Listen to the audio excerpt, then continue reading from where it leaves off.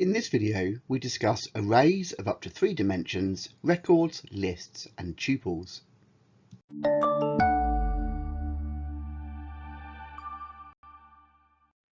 So an array can be thought of like a variable which can contain more than one data item. For example, we could be storing a list of names. And we can do that by allocating a continuous part of memory to storing that data. So you can see here we have a number of memory locations in memory, and starting at memory address 5, we've then started storing contiguously a list of names which will be part of our variable. Note that lists, which are probably what you might be familiar with if you're programming in Python, are different to arrays because they're not contiguous. But for the purpose of your exam, you can think of arrays as storing contiguous data items.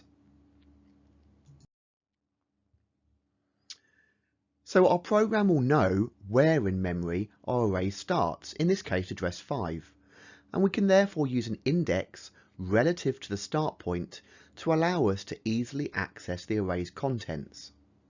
So notice arrays are typically 0 indexed, which means Jane is at index 2, not index 3. It is in the 3rd position in the array, but because we start at 0, it's at index 2. So we're going to use some code example here from Python. Now, just a quick note, Python does actually use arrays, but it has methods that allow them to be used like lists by a programmer. And that's why most people think Python only supports lists. You can effectively think of lists and arrays as the same things, although that's not strictly true. So here in this code example, this line sets up a one-dimensional array of strings called countries. It assigns it some initial values: Angola at index 0, Austria at index 1, and Belgium at index 2. And again, note how the indexes typically start at 0 and not 1. To output Austria from the array, we would therefore need to use index 1, as index 1 represents the 2nd item in our countries array. Arrays are a static data structure, and that means you can't change the size of them once you've set them up. Now, this is a good example of where Python is allowing the array to behave like a list. Although you can't tell because this has been abstracted from you, Python is actually moving the entire data structure to a new part of the memory to ensure it's contiguous. So with Python, we can insert an item into the new location at the end of the array using its index. So here we've added Canada to the 3rd index, or the 4th position in the countries array. Now you can visualize a 2-dimensional array as a table with 2 sets of indexes, one index for the rows and another for the columns, and we can see how that's implemented here in Python and how you might think about that in an abstract way below. Now note that although lists in Python can support more than one data type, in other words heterogeneous, for the exam you need to understand that arrays fundamentally only support a single data type. So we couldn't actually have what we're seeing here, which is strings and integers in a 2D array. Most other languages support arrays as a unique data structure, and they only allow for a single data type to be stored.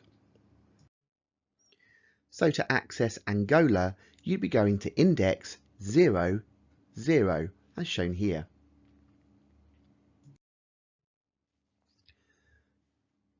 Countries 0, 1 contains the integer 1246700.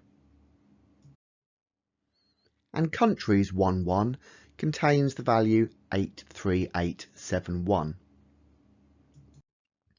So you already know that you can visualize as an abstraction a one-dimensional array as a simple column and a two-dimensional array as a table. Well, it doesn't take much of a stretch then for you to realize that a three-dimensional array in your head could be visualized as a cube. You could reference any item in a three-dimensional array by giving three index values, one for the height, one for the length, and one for the depth. So here we're accessing 2, 2, 2. We're going down 2, across 2, and 2 rows deep into our cube. Now, at that point, people think, well, surely we can't go higher than a three-dimensional array. How could we represent a four-dimensional array? And although that can be a difficult concept for us to wrap our heads around, because we live in a three-dimensional world, a computer doesn't care about that.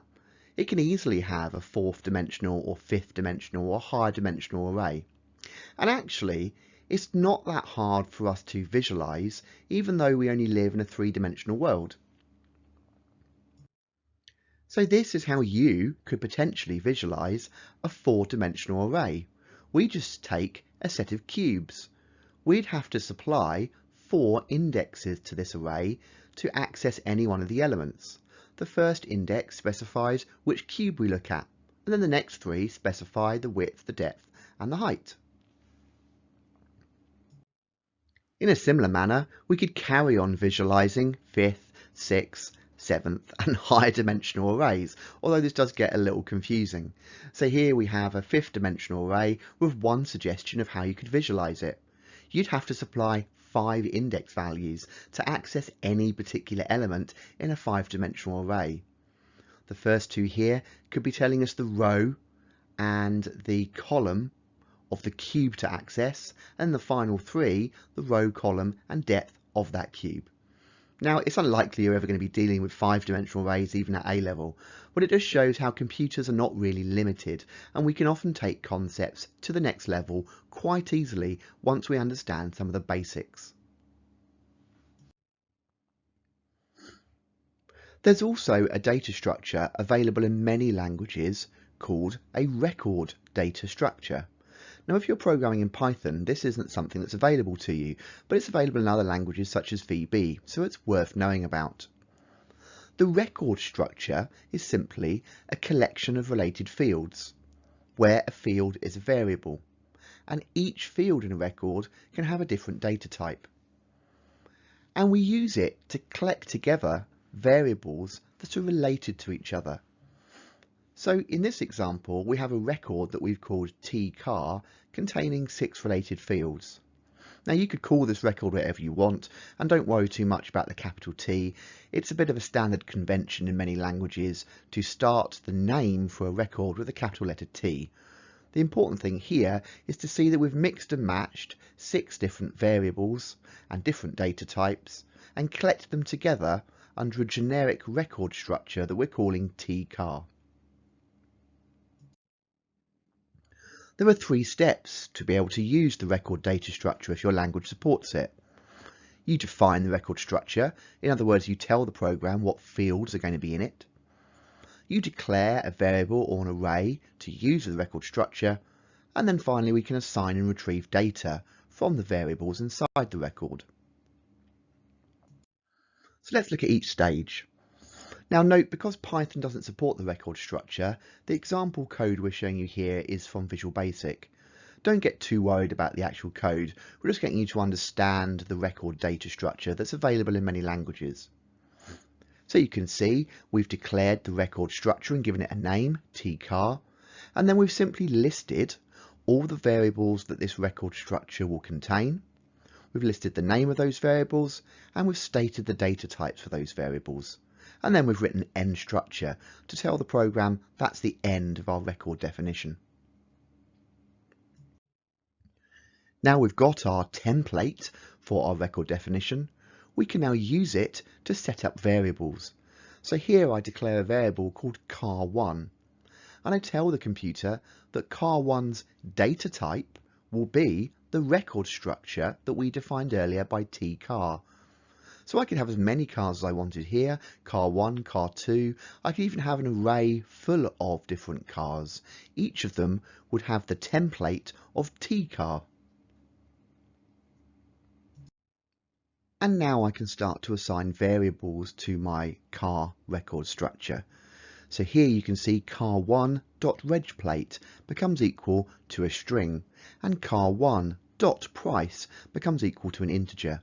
And notice this dot syntax, because of course I could have set up lots of copies of this car record structure, car 1, car 12, car 100, and each one is containing its own structure and set of variables: reg plate, make, model, price, engine size and petrol. So on the screen there is just a summary of all the code from Visual Basic which you would use to define and then declare and then assign variables to a record data structure. So as we've already mentioned, lists are Python's versions of arrays. Python also supports another similar data structure known as tuples. Both lists and tuples share many similar concepts of arrays with a few key differences. The difference between arrays, lists and tuples can be quite confusing, so we've provided a summary on the screen here. Tuples are essentially lists that can't be changed once created. They're fixed in size, set at the point of creation, and therefore said to be an immutable data structure. Lists, on the other hand, can be changed after they've been created. For example, you can add or remove items. They're not a fixed size, but rather they can grow and shrink. Lists are said, therefore, to be a mutable data structure. So let's actually look at the real difference between lists and tuples in Python on the screen now. So here we see an example of a list. We've initially set it up with two data items in it, cat and dog. We can then go on to add a third item, in this case Matt, and we're doing that by doing animals, that's the name of the list, dot append, and then supplying the item we want to append in brackets. We then realise we've made a mistake, so we update the third data item, replacing its contents. So we say animal square bracket to square bracket, so access the second element of the list and set its contents to bat. Note how the data structure has grown in size, something we can't do with a static data structure like arrays or tuples. Furthermore, note how we've changed the contents of the list, again something we can't do with tuples as they're immutable. So here is an example then of a tuple in Python. We initially set it up again with two data items in it, cat and dog. Now it's looking incredibly similar at this point, though you'll notice the brackets have changed. We then retrieve the second element of the tuple.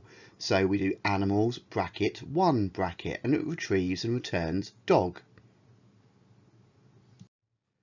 We then attempt to update the data item in the second element of the tuple. So we do animal square bracket 1 square bracket equals mouse. Doing so, however, produces an error. Remember, tuples are immutable, so they can't be changed or altered once they've initially been created. Having watched this video, you should be able to answer the following key question.